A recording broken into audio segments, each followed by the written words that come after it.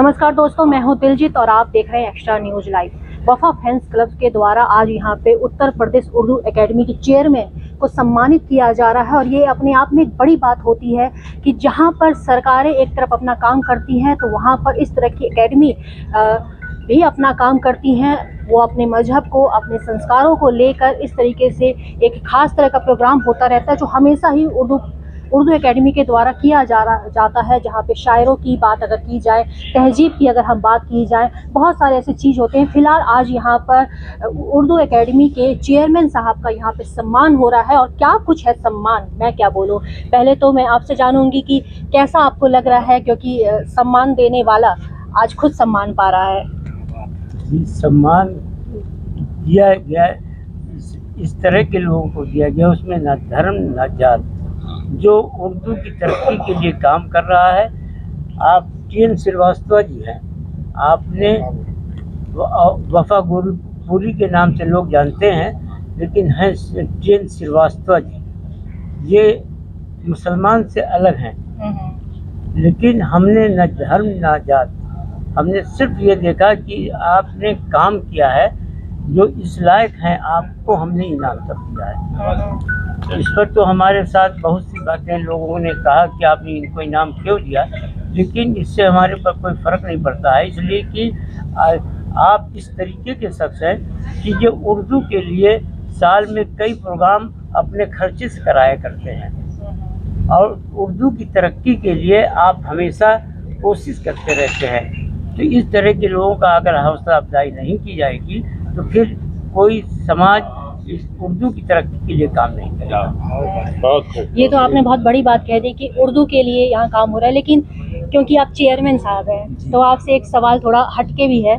क्योंकि चुनावी माहौल चल रहा है, हिंदुस्तान की धरती में रहते हैं। कहीं ना कहीं आज ये बात निकल के आ रही है कि एक जो अल्पसंख्यक समुदाय है आपका, वो कहीं ना कहीं दब के रह रहा है, शोषित हो रहा है। आप इस चीज़ को कितना सच मानते हैं? नहीं, ये तो सिर्फ दूसरे लोग कहते हैं, जो इसका लाभ ले रहे हैं। जो हमारी सरकार है, सरकार ने किसी भी स्कीम में भेदभाव नहीं किया। हर धर्म, हर जात के लोगों को हर स्कीम का फ़ायदा मिला है। जिसको फ़ायदा मिला है आप उनसे मिलिए तो वो बताएंगे कि ये जात और धर्म के नाम पर ये सरकार काम कर रही है कि नहीं कर रही है। ये सिर्फ दूसरे लोग जो अपोजिट पार्टी के लोग हैं उनको और कोई जरिया नहीं मिल रहा है, इस वजह से वो वही लोग कह रहे हैं, दूसरे ये अल्पसंख्यक के लोग नहीं कह रहे हैं। जी बहुत बहुत शुक्रिया।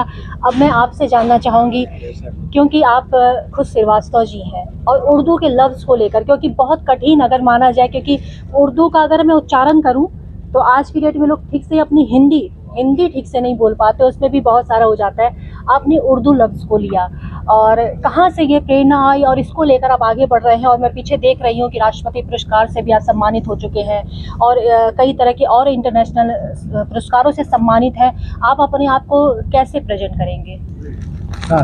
मैं आदमी से बात कर रहा हूँ 50 साल से, और मैं शुरू से ही जब ये प्रीवियस में था तो भी हमारे वालिद के वालिद दादा, हमारे आजाद उर्दू के शायर थे, प्रेरणा उन्हीं से मिली। और मैं हिंदी के बारे में बताऊं, उर्दू के बारे में बताऊं। अगर हिंदी में आप यूँ कहिए कि हमारे देश की आबादी में उत्तर वृद्धि हो रही है, और इसी को अगर उर्दू में कह दें हमारे मुल्क की आबादी में इजाफा हो रहा है, कौन सी भाषा अच्छी लगेगी आपको? बहुत सही बात। ये है उर्दू, ये है मिठास।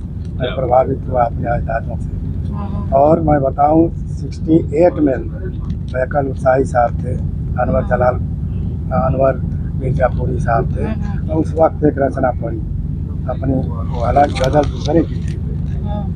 शायर ने कहा, यही मलिक जरा मंजूर साहब वो निजामत कर रहे थे, उन्होंने कहा कि आप पर 420 का मुकदमा चलेगा और दिस मस्ट पेंड में। तभी से मैं सोचा कि मैं उर्दू की कविता लिखा दूँगा। धीरे धीरे मैंने लिखना शुरू किया और पहली बार जब मंच पर गया तो मैंने ये शेर पढ़ा कि वो क्या नाम है, कभी नफरत ने लूटा तो कभी प्यार ने लूटा, कभी फूल ने लूटा तो कभी खार ने लूटा, ऐ दोस्त मैं तो उम्र भर लूटा ही रहा, कभी खेल ले लूटा तो कभी पास नहीं लूटा। लेकिन धीरे धीरे चलते चलते मेरी कोशिश रवा होती गई। 75 में मैं मन से पढ़ा तो फिर एक शेर पढ़ा कि दुश्मन वो शेर तो नहीं मुझे याद है, लेकिन फिराक साहब मुझको बुलाए, कहे कैसा है बेटा, तुम्हारी शायरी में इंसानियत है, मोहब्बत की बुआती है, तुम अपना नाम TN बलियावी क्यों लिखते हो? मैं बलिया जाए पैदाइश बलिया कर्मस्थली गोरखपुर।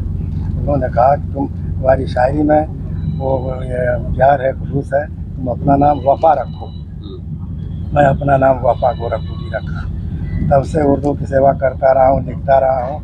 68 से ही दर्जनों मुशायरा ऑल इंडिया मुशायरा कराया। उर्दू और हिंदी की गज़लें 22 पुस्तक मेरी मंजर आम हो चुकी है। शौक जब अपने बाप दादा से मिला और आज भी जो है इस मुकाम पर हूँ। और ये पहले एकेडमी के चेयरमैन है कि गोरखपुर की सरजमीन पर इसे हिंदू शायर को फिराक साहब के बाद इतना बड़ा एजाज़ नहीं मिला जो उन्हें आज भी खिदमत के लिए आपने दिया।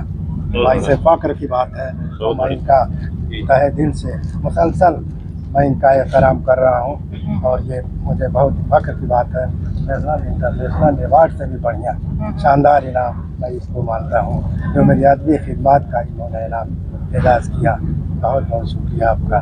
मेरा हौसला और बढ़ेगा, दुआ करिए आप। तो अभी आप सुन रहे थे TN श्रीवास्तव जी को, और यही दर्शाता है कि हम हिंदुस्तान की धरती में रह रहे हैं और यहाँ पर कोई भी जात धर्म से ऊपर इंसानियत होता है। और आज हम श्रीवास्तव जी को सुनते हैं वफा गोरखपुरी के रूप में, तो कहीं ना कहीं कंफ्यूज हो जाते हैं कि इतनी अच्छी उर्दू की अगर तामील हो और उसके इनके साथ अगर मैं खुद रहने लगूँ तो मैं समझती हूँ कि कुछ ही घंटों में मेरी उर्दू काफ़ी अच्छी हो जाएगी। और कहते हैं ना, पत्रकारिता अच्छी हो तो इंग्लिश और उर्दू में अगर पकड़ अच्छी हो, लोगों के बीच में बोलने का लहजा अपने आप आ जाता है। मैं एक्स्ट्रा न्यूज लाइव से दिलजीत कौर। पूर्वांचल में क्वालिटी एजुकेशन और एक्सीलेंट प्लेसमेंट के लिए राष्ट्रीय और अंतर्राष्ट्रीय पुरस्कारों से सम्मानित KIPM गीडा गोरखपुर।